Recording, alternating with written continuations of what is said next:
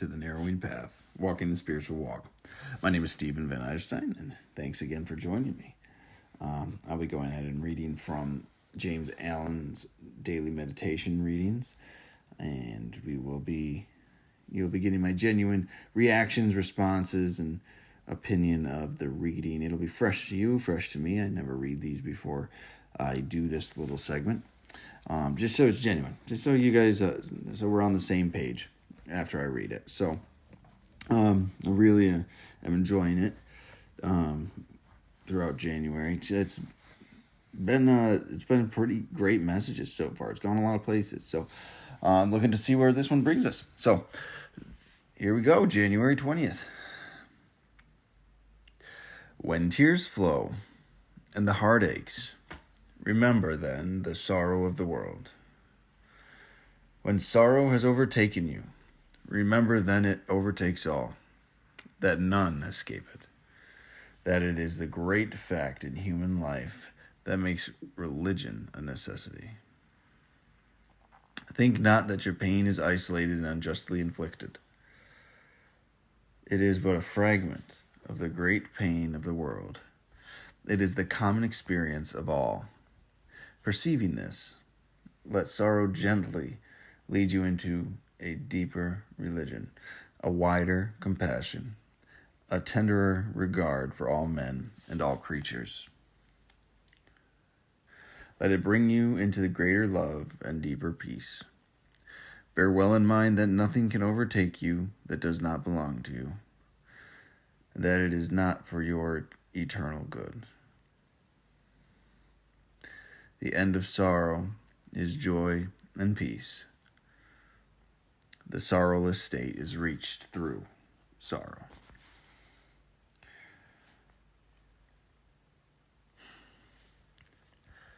I really like the perspective this one's taking and the subject this one's taking. This is another one on grief or sorrow and sadness. That's come up. There's been a couple in this first month, and grief and sorrow and sadness are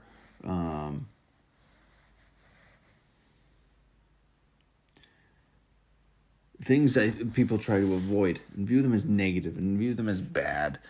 I've thrown sadness in there, but it's really grief and sorrow.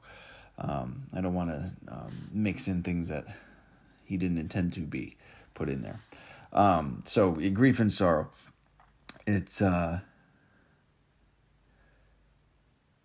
I like the fact that he says you are not alone, really. You're not this only person suffering through sorrow.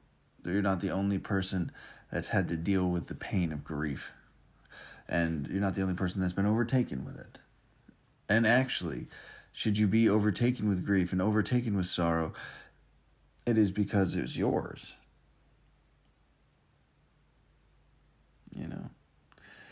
It belongs to you. That means you should own it. Allow it to be. It doesn't mean self-pity has to come along with it. It doesn't mean depression has to come along with it. Let's be clear about that. Those are separate entities. But grief and sorrow, those are great teachers. I don't say great as in, oh, they're good, didn't they? Positive, like great, like monumental, significant, imposing, life-altering. That's how great those two things are. That's how great of teachers those two things are.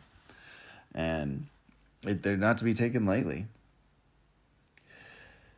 But if you can accept them and allow them to pass through you, and you walk through those hard emotions, the grief and the sorrow, and allow yourself to be open to the lessons that they hold for an individual, for you, for myself, if I'm able to hold that open state of mind, then I do believe that joy and peace are at the end of sorrow.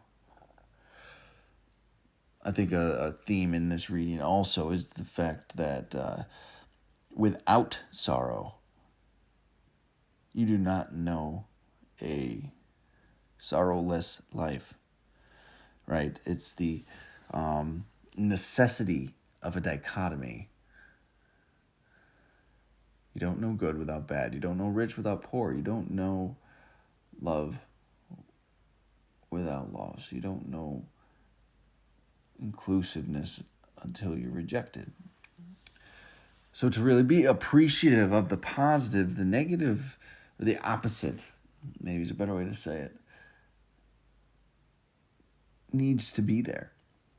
Or it has no weight, right? It's just a thing that exists. It has no depth. It has no worth. Honestly, if that is the only thing that can be, then it's nothing to be measured or valued, because everyone can have it. But to just be able to strive for peace when you've had inner turmoil, to be able to grasp compassion and love when you are going through a time of pain and grief or sorrow, those are powerful moments. Those are teaching moments. He said it in here.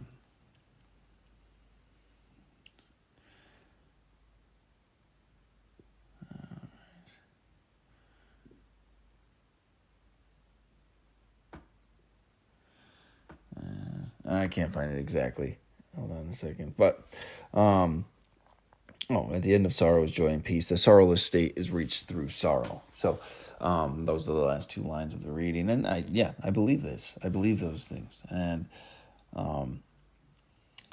you'll never have, I don't know if it's possible. I'm sure people will disagree with me, but you can't have true gratitude for something unless you comprehend its opposite. I'm not saying everyone has to experience it. I know there's those that can imagine well enough to appreciate what they have, or observe the experience of another to appreciate that they have the experience that they have. And those are powerful tools. So,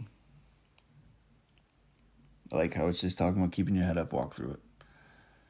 It's yours. Your grief, your sorrow is yours, and yours alone to own. And it's your journey to take.